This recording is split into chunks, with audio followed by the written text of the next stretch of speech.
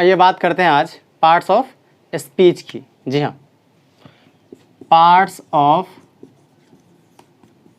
Speech.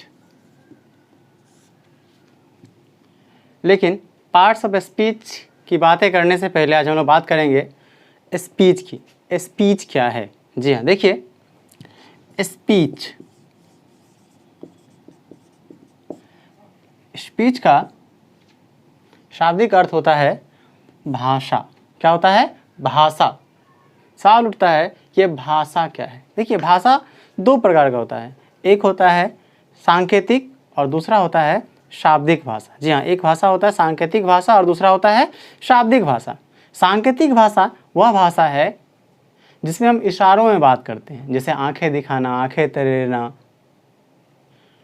इस तरह की जो भाषा है यह सांकेतिक भाषा है। उदास होना, चेहरे के हाव भाव या शरीर के हाव भाव से जब हम अपनी भावनाओं को दूसरे के समक्ष प्रस्तुत करते हैं तो वह भाषा सांकेतिक भाषा होती है। शाब्दिक भाषा वह भाषा है जिसमें हम बोलकर अपनी बातों को व्यक्त करते हैं, अपने विचारों को व्यक्त करते हैं। तो भाषा कहा जाए तो भाषा वास्तव में एक माध्यम है, एक रास्ता है जिसके सहारे हम अपनी भावनाओं को, अपनी फीलिंग्स को दूसरों के समक्ष प्रस्तुत करते हैं।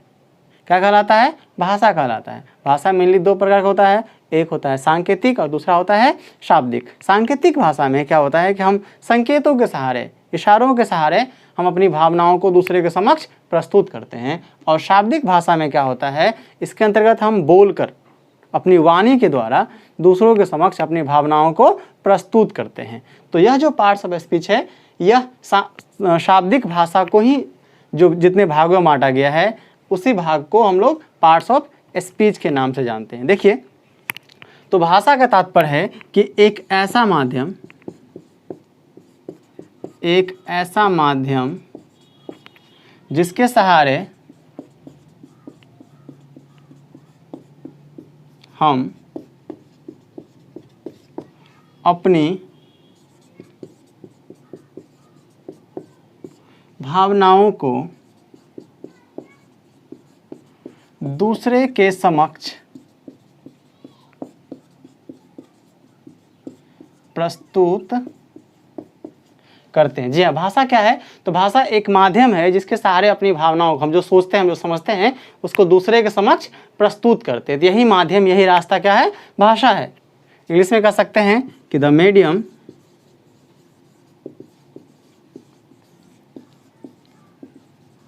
By which we express our feelings is known as speech। क्या है? The medium by which we express our feelings is known as speech। देखिए क्या किया गया कि अध्ययन की सुविधा की दृष्टि से इसे पढ़ने के लिए, इसे आसान बनाने के लिए क्या किया गया कि भाषा को कुल 8 भागों में बांट दिया। कितने भागों में? कुल 8 भागों में बांट दिए गए। जितने भागों में भाषा को बांटा गया वही भाग क्या है? पार्ट्स ऑफ स्पीच है, भाषा के अंग है। स्पीच मतलब भाषा, और मतलब काके की, और पार्ट्स मतलब भाग या अंग। तो भाषा को अध्ययन की सुविधा की दृष्टि से जितने भागों में बांटा गया है उन्हीं भागों का नाम पार्ट्स ऑफ स्पीच है। चलिए आगे बढ़ते हैं। यदि किसी को भी कॉपी करना हो तो आप वीडियो को आराम से पॉज करके आप कॉपी कर सकते हैं ताकि आप फेयर बना सकें और भविष्य में भी आप इससे प्रॉफिट लेते रहें। तो पार्ट्स ऑफ स्पीच अर्थात भाषा के अंग। देखिए भाषा के अंग क्या किया गया कि शाब्दिक भाषा को, जी हाँ शाब्दिक भाषा, सांकेतिक भाषा नहीं, शाब्दिक भाषा को अध्ययन की सुविधा की दृष्टि से क्या किया गया? कुल 8 भागों में बांट दिया गया। इन्हीं 8 भागों का नाम पार्ट्स ऑफ स्पीच है। कौन कौन है इसकी चर्चा हम लोग अभी जस्ट करते हैं, लिखते हैं कौन कौन है। पहला है नॉन, या इसको आप ऐसे भी लिख सकते हैं कि अध्ययन की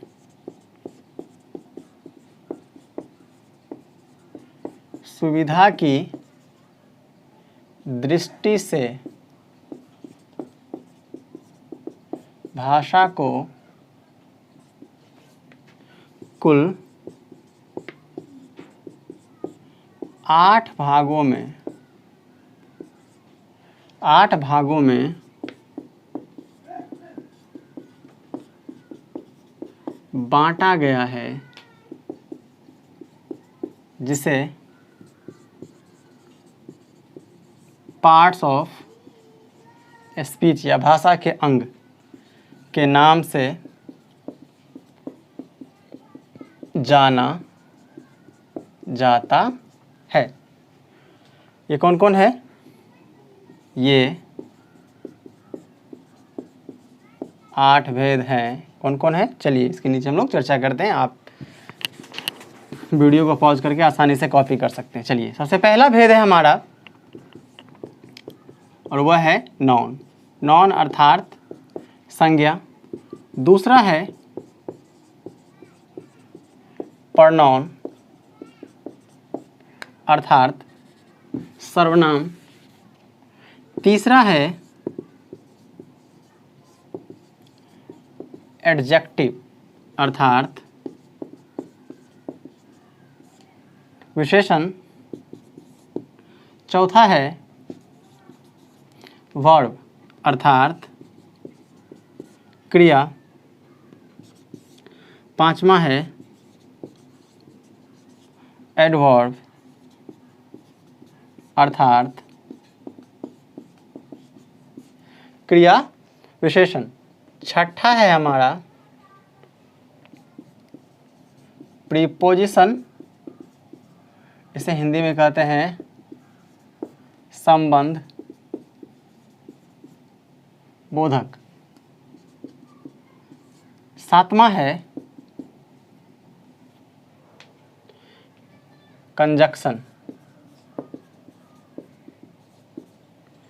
इसको हिंदी में कहा जाता है समुच्चय बोधक अव्यय। समुच्चय बोधक अव्यय। और लास्ट है हमारा 8वां, वह है इंटरजेक्शन। क्या है? वह है इंटरजेक्शन, जिसे कहते हैं विस्मयादि बोधक। तो कितने भेद हैं?